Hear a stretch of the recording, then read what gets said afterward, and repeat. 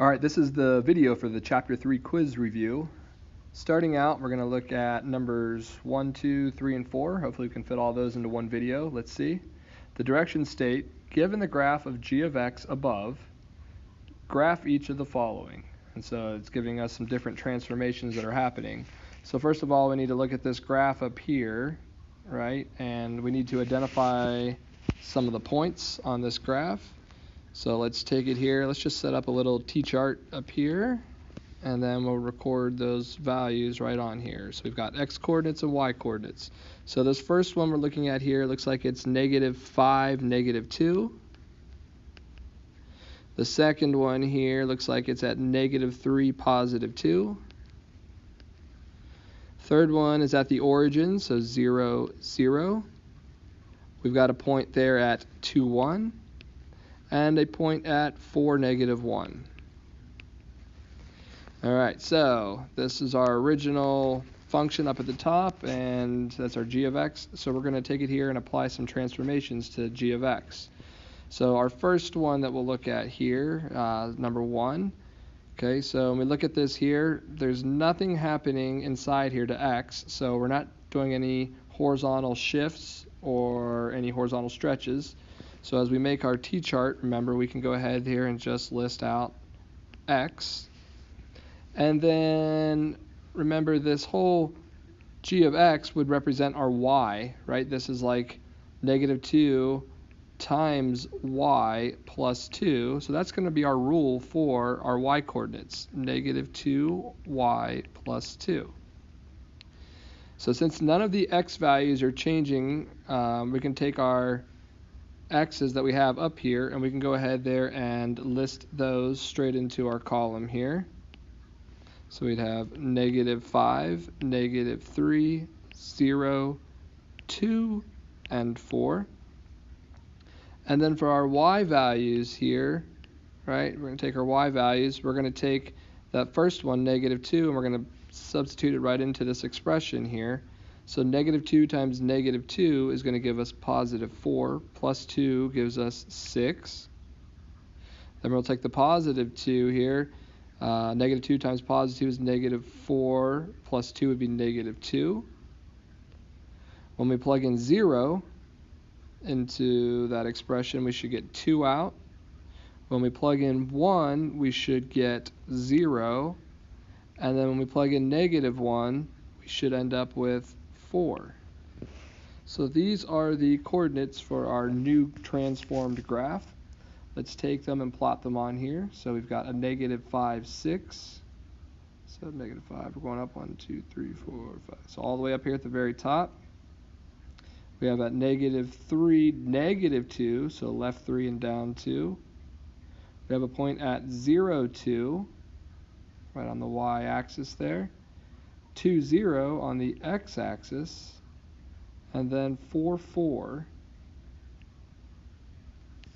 And then let's make sure we connect them in the same order we had them written down. So we're going to go down here, go up to the y-axis, down to the x-axis, and then bounce up there.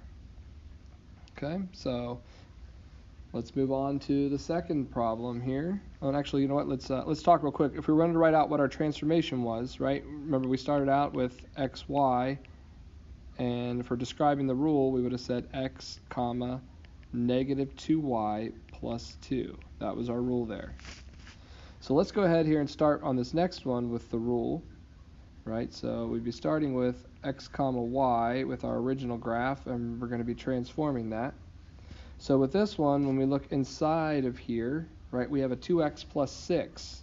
That means we've got some horizontal shifts left and right, and we're talking about there might be a horizontal stretch or compression. So the way we were doing this in class to start there, remember, is we were just finding the inverse of that function. And if you can do it without writing out this equation, that's great. Go ahead and do that there. But for those of us that struggle, remember, this is the way we did it when we were doing it in class. We'd say, let's let the inverse of the function equal 2x plus 6. And then we would switch our x and our I. So we have x equals 2i plus 6. And then to solve that there, we'd have to subtract the 6 from each side first. So we'd have x minus 6 is equal to 2 times I. And then obviously we have to do the opposite there, or the inverse. So divide by 2. And we're going to get here that x minus 6 divided by 2 is going to be what's going to happen to our x-coordinates there. So we're going to end up subtracting 6 and then dividing it by 2. For our y values there, the only thing that seems to be happening here is we're doing this 1/2 times, our g of quantity 2x plus 6. So that means we're only going to be multiplying our y's times 1/2. So now we can take this and set up our t-chart here. Right, so we had our x minus 6 divided by 2, and then we had our 1/2 y right there. So with our x-coordinates, remember, we're going back to our original graph way up here, right? So we're going to say -5 minus 6 is -11, divided by 2 would be like a -5.5. -3 minus 6 is -9, divided by 2 would be -4.5. We do 0 minus 6 is -6, divided by 2 is -3. 2 minus 6 is -4, divided by 2 would be -2. And then 4 minus 6 is -2, and -2 divided by 2 would be -1. So there's our 5 changed or transformed x values. And then for our y's, we're going to take it here. We're just going to multiply each of the y values by 1/2. So basically, we're just dividing them by 2. So -2 divided by 2 is going to be -1. 2 divided by 2, or 2 times 1/2, is going to be +1. 0 will still be 0. 1 times 1/2 would be 1/2. And then -1 times 1/2 would be -1/2. So let's take those now and let's plot those points. -5.5, -1 would be about right here. -4.5, +1. Oops, you know what? I put that one in the wrong spot. Let's move that over. So -5.5, -1's right here. -4.5, +1 would be right here. We have -3, 0, right on the x-axis. -2, +1/2 would be right here. And then -1, -1/2 would be here. So this one's much smaller, and you can see, though, that it kind of holds the same shape as that original graph up above. It looks like that. All right, so 3 and 4. We'll jump into those ones here. So I'll probably have to slide back and forth so I can see my table. Actually, now we can see everything right there the way it is. And let's start here. We'll do this one maybe in green. So looking at our transformation here, first of all, we have a 3 minus x in here.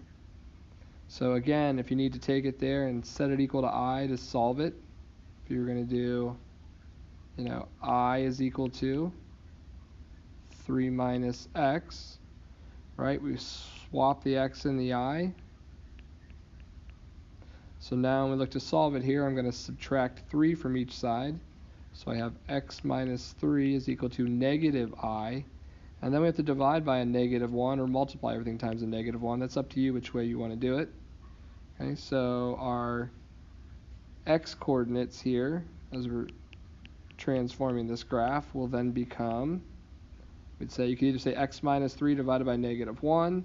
You could take it and you could say this is the same as -x plus 3. It might be easier just to do that. And then our y values, it looks like when we take this g of everything out of here, it'd be just y minus 1. So y minus 1. Those are the transformations that we will be applying here. So let's go ahead here and draw out our new t-chart. So we've got a -x plus 3, and we have a y minus 1. So I'm going to take the opposite of my x terms and then add 3 to them. So the opposite of -5 is 5, plus 3 gives us 8. The opposite of negative 3 is 3, plus 3 is 6. Opposite of 0 is still 0, plus 3 gives us 3. Opposite of 2 is negative 2, plus 3 is 1. And the last one here, 4, so the opposite of 4 is negative 4, plus 3 would be negative 1. And then for each of our y values, we're just going to take away 1. So all of our y values are just going to decrease by 1. So negative 3, 1, negative 1, 0, and negative 2. Let's take these values now and plot them on the graph. So we've got 8, negative 3. We've got 6, 1, 3, negative 1, 1, 0, and then negative 1, negative 2. And now we will just connect those. And that is the graph of our third problem there.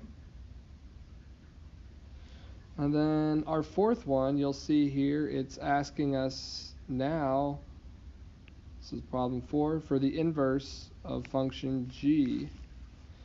So when we talk about the inverse, remember, inverses are xy values will then switch, right? And it's almost like it becomes y comma x when we do it there for our inverse. So when we take this here, we're going to just move all of our x values to the y and all of our y values to the x. So we've got, these will just be our x and our y. This is just our inverse of, function g, not function f. So go ahead and copy down your original x coordinates under y. So negative 5, negative 3, 0, 2, and 4. And then plug in, or write down your y coordinates for your new x's. So negative 2, 2, 0, 1, and negative 1. And let's just plot them on here. Negative 2, negative 5. We've got 2, negative 3, 0, 0, 1, 2, and then negative 1, 4. I'll just connect them in the same order we wrote them down. And you'll see that's what our shape will look like. This one obviously is not a function. All of the other three are, though. Alright, hopefully this helped you out with problems 1, 2, 3, and 4 from the review packet there. If you have questions, please make sure you still bring them to class and ask.